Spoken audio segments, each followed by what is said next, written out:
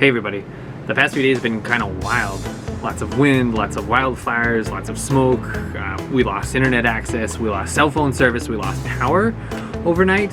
I still don't have my wireless restored, but we do have internet and power and stuff back. I wanted to welcome all you new folks, especially everybody that came over from Michael Penn's channel.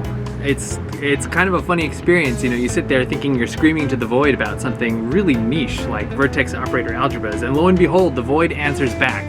So great to have you. Excited to see what everyone else is interested in. I'm more excited than ever to really dig into this material. Shout out to Alvaro, Emmanuel, Maximed, everyone, you guys. It's great to have you on board. Please let me know if there's anything you're interested in or have questions about, especially as it relates to relating all this junk to physics. Moving forward, for all of those of you who've been with me, I am disconnecting the vlogs somewhat from the actual lectures themselves just because it's too hard to kind of weave them together. I'll try to keep dropping some math and physics stuff on the trail. I can't help it, it's what I do, I'm just obsessed with it.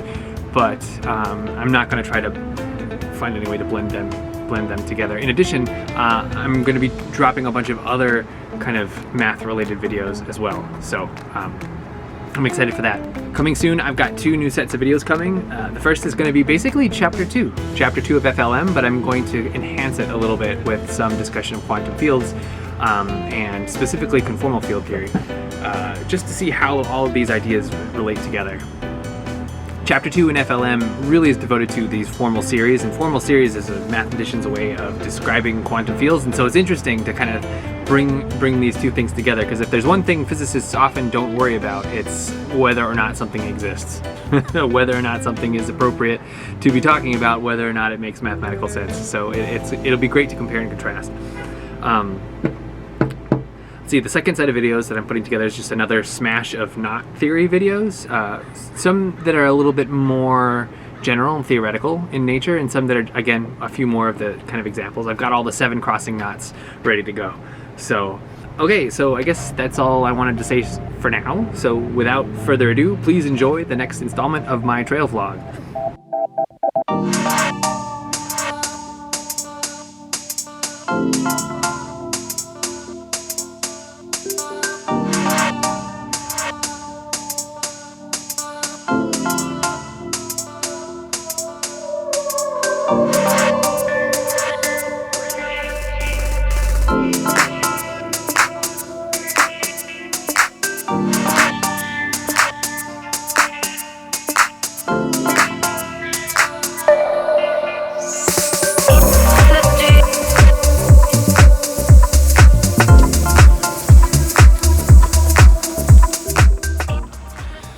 Okay, this is my second day in a row, maybe even third, God, going up Spokane Gulch, just trying to get some steep, easy vertical in to finish off the virtual Hardrock race that I've been working on.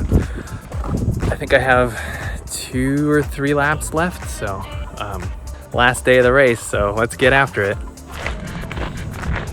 I chose this particular route because it's really easy to self-support, and it's short and steep. And it's super familiar, and it probably doesn't have a lot of folks in it, so it's basically the perfect route for getting a few thousand feet in before dinner.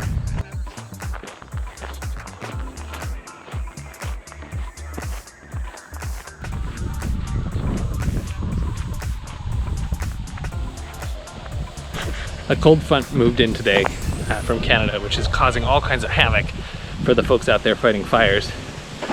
But a little wind here, but the temps have dropped a lot, so that's nice. Gosh, I hope you guys are doing okay.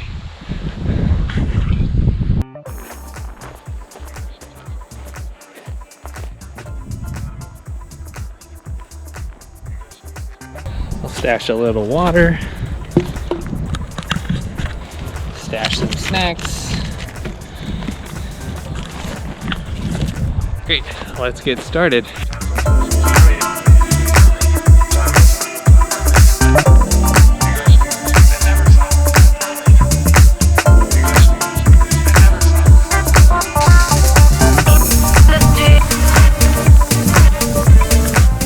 Halfway, first round up today. Feel good, feel great.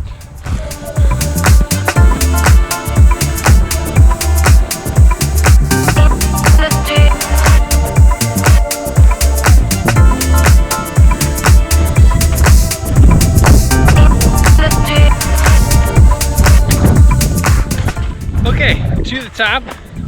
First pass, feels great. Let's see, we'll have to do that 2 more times. Hopefully we can do it before it starts to get cold.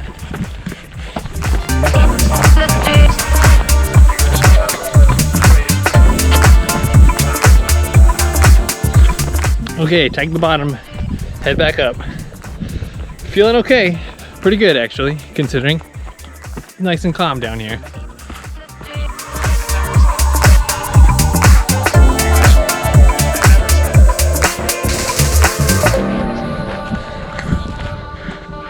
Okay, halfway up, second go. Kind of running up against it here. Let's keep pushing. Feel fine. Hey, it's me again. I just realized that most of you folks who have just come over are mathematicians by trade, and I wanted to kind of talk a little bit about what a virtual race might be, in case you're curious. Since the COVID pandemic has kind of shut down all in-person events, all in-person dining, all in-person pretty much everything, a lot of the race directors who deal with kind of trail running events have been kind of SOL. They have nothing to do because they can't bring people together. So to compensate for that, a lot of race organizations have been putting together events that are virtual. They kind of do it yourself. And so while you might have a 100-miler, it's no longer required to be run all at once, because then you don't have to worry about all the support and the aid stations and things like that. What you can end up doing is getting your friends together virtually and run however long it takes. So maybe a 3-week window. In this case of Hardrock, it was like a month and a half. You have that much time to run 100 miles with 33,000 feet of elevation gain. But each race kind of has their own thing and their own style. And this is really important because, you know, we think about the economy, we think about what these races represent and who they support. So they not only support our friends who put together the races, but also bring together, you know, the food vendors. Shout out to Pizza Jim and Pizza Sean, those guys. But also the communities. Like Hardrock is a really great example, where every year they collect donations and they try to raise money for the local Silverton, Colorado environment. They put together a scholarship to send some of those kids, the high school kids, off to college. And without us being there, without us dropping all that money into that small town's economy, it's devastating, not just for us who want to be running, but for you folks who are helping us put together those runs.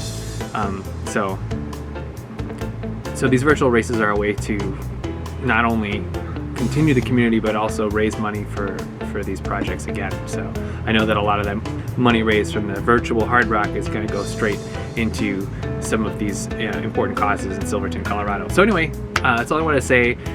Back to laps up Spokane Gulch.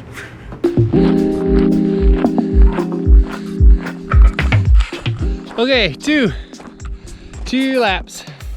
Feel surprisingly good, honestly. There's a little bit of animal action going on in the forest down from here, so I might turn the camera on to let you see what's happening. But yeah, anyway, 2 down, maybe like 1 to go, maybe half of 1 to go. I gotta think about it.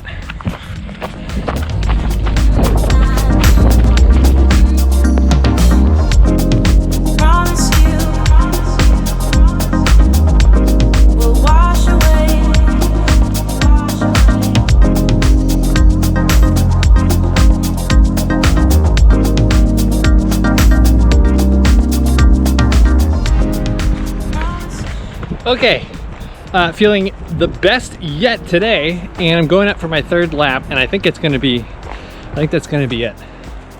I had to do 3,450 feet. I think it's fair to say that I got maybe 2,500 feet. So we'll see.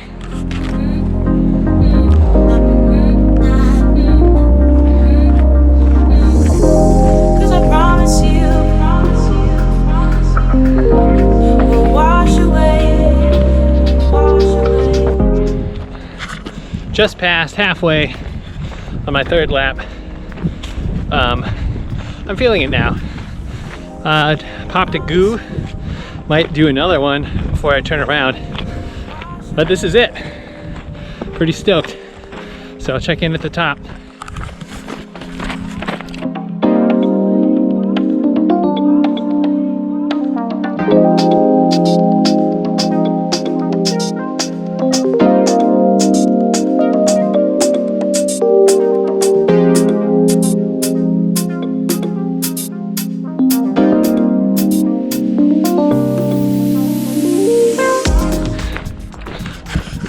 Hey, what's up? Well, made it to the top again. Third time. Hopefully it's enough. It'll be a good lesson whether or not it is. So I'm gonna turn around now. It's just starting to get a little dusky, a little long in the shadows, a little nippy, as they say. So pretty psyched. Good effort today. Talk to you at the bottom. Whew.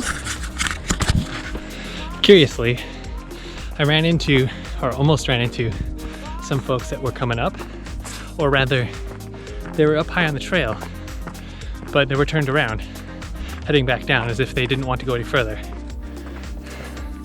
So, given the COVID situation, I decided to hedge my bets a little bit and climb a little bit more, and then give them some time to mosey, and then I'll head back down. Again, why not?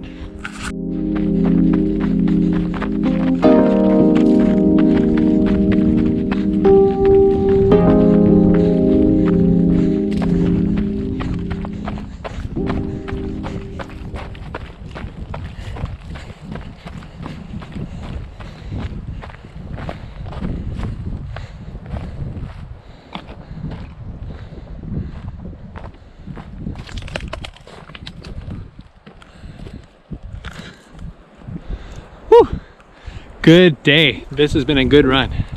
Feeling it. All right. See you at the bottom.